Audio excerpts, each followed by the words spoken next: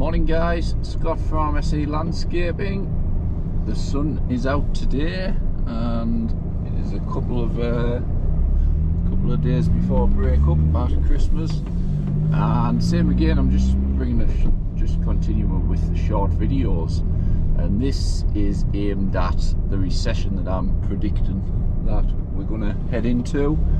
And if anybody remembers the last recession, I was more garden based than commercial based, and what you were finding with the last recession was, if I move this saw,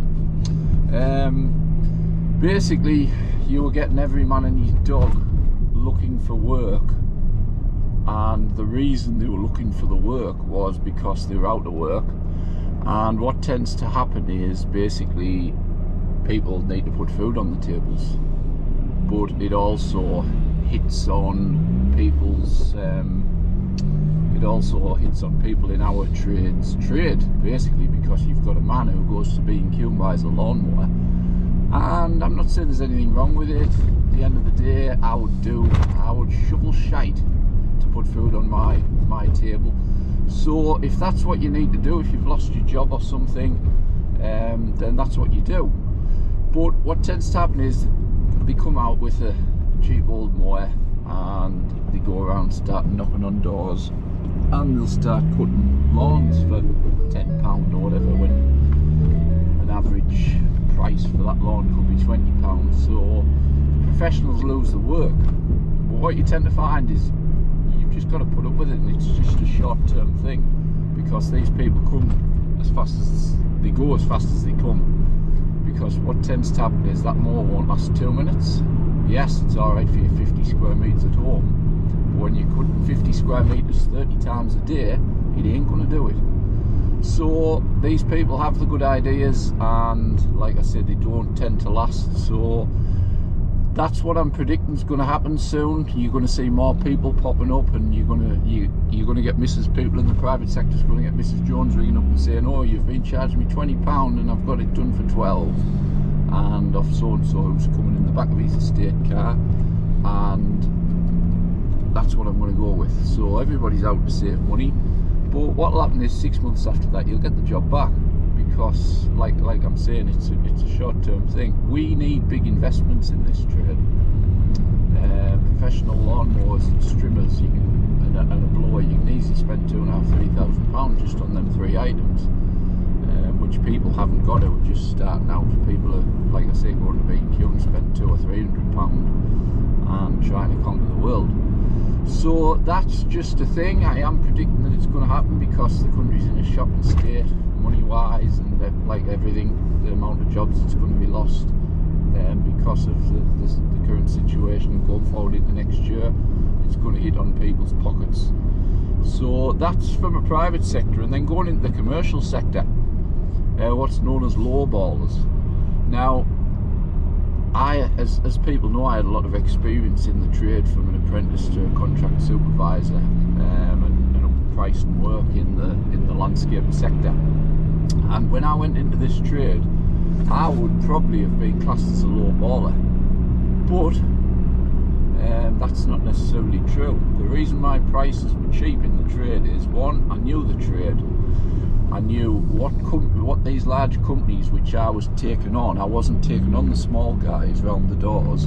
I started off doing a few like that, but I was wanting to go after the big work. And I knew that going after the big work, I didn't have a secretary. I didn't have 3 admin in the office. I didn't have somebody who run the unit. I didn't have a yard man. And all them things these big companies and medium-sized companies have are all overheads.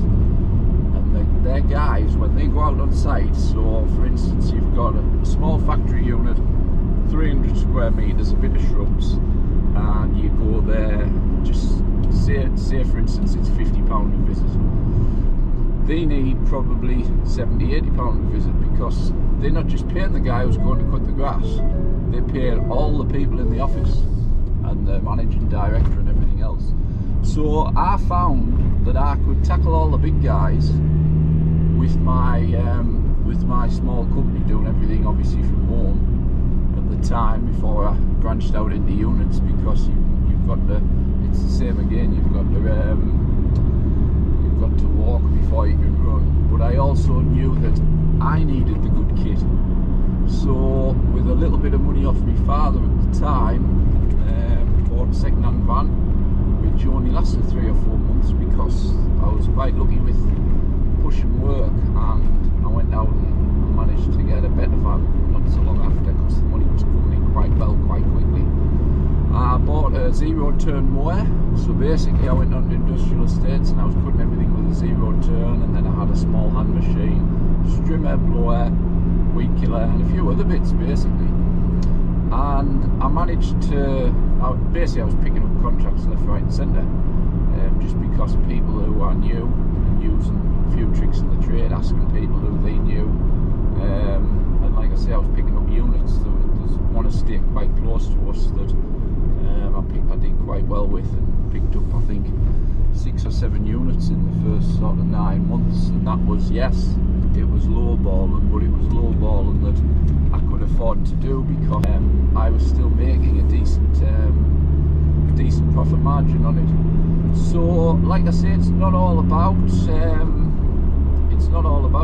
to a job and thinking, oh heck, I'm going to try and make an absolute fortune on this job.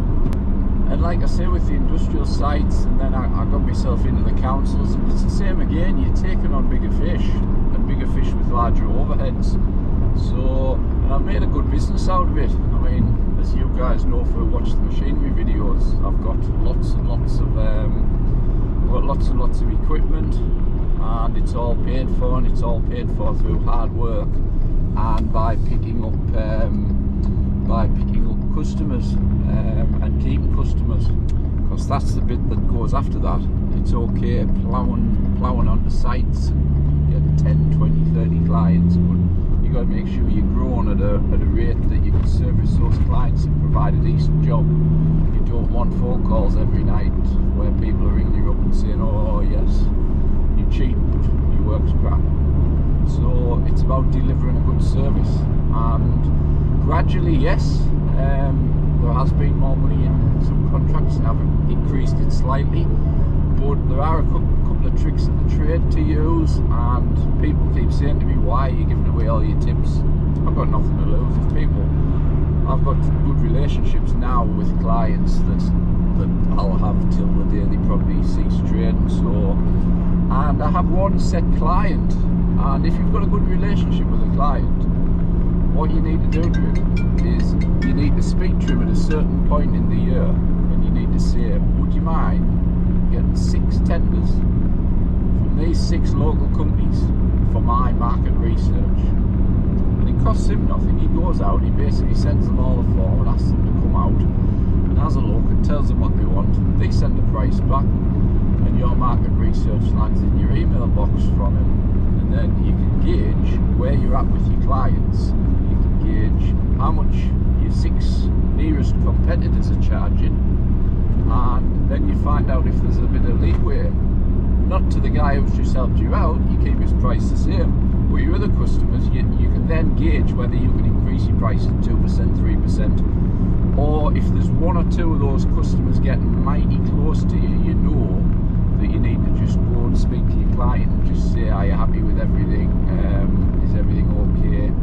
Think believers or anything like that, just to double check that you're not going to lose anything to anybody who is going to undercut you. So like I say, I've got clients now, and I'm quite happy with the client base I've got. I'm not looking for a huge amount of work at the moment. We just, like I said on a previous video, we're just in a year next year of just picking up the odd little job, but not doing a huge amount of extra work because we don't need to. So I hope this video has been informative. I hope it all makes sense as usual. Any questions, emails as usual. A lot of you guys are regularly in touch with me. The messenger. Speaking to a lot of guys. Hopefully, like I said, next year we'll all get to meet up and have a good chat about the trade. But like I say, messenger, I'm getting regular emails off a number of you guys as well. And don't worry about if you think you're bugging the life out of me, if I've got time to answer, I'll answer.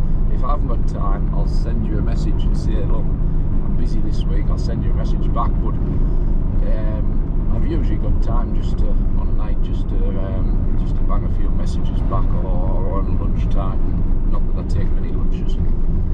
But yeah, so thanks for watching, guys, and we will see you on the next one.